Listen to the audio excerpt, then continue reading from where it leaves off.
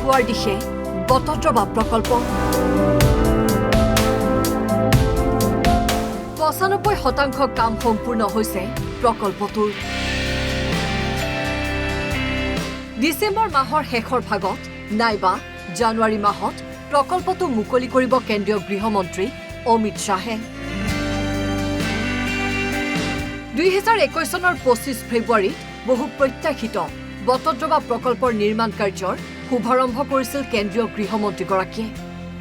তেতিয়াৰে পৰা নিৰ্মাণ হৈ থকা এই প্ৰকল্পত স্থাপন কৰা হৈছে পৃথিৱীৰ আটাইতকৈ ওখ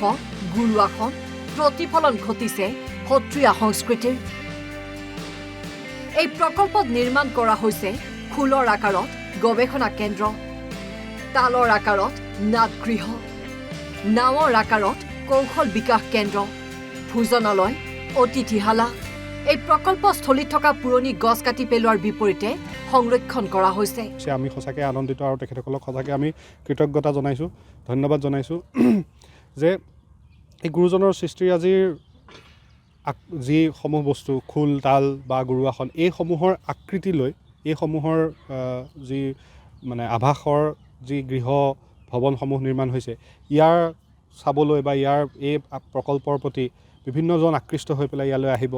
পৰ্যটনৰ এটা এক মানে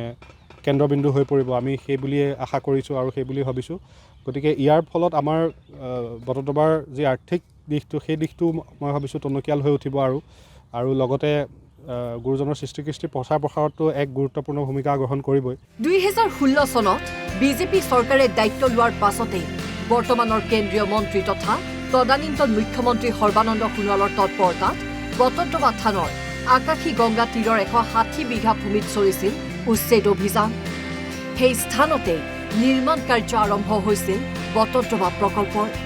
বিগত ৪ বছৰৰ মূৰত মুকলি হোৱাৰ পথত বটদ্ৰৱা প্ৰকল্প হয় এইটো বৰ আনন্দৰ মুহূৰ্ত বৰ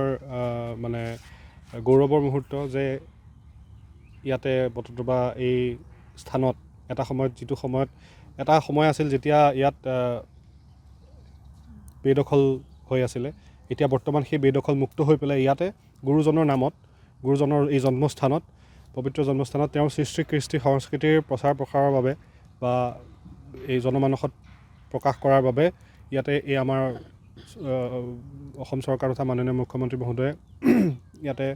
কোনেও আগত কেতিয়াও চিন্তা নকৰা কিছু চিন্তাৰ লৈ ইয়াত এটা বহুলাখী প্ৰকল্পৰ কাম আৰম্ভ হৈছিলে হৈ পেলাই এতিয়া বৰ্তমান আমি জনামতে এই মাহৰ হয়তো শেষৰ ফাললৈ ইয়াৰ মুকলি কৰিব দ্বাৰ মুকলি কৰিব এতিয়া এই প্ৰকল্প আনুষ্ঠানিকভাৱে মুকলি হ'লেই সকলোৱে দৰ্শন কৰিব পাৰিব বহু প্ৰত্যাশিত বটদ্ৰৱা প্ৰকল্প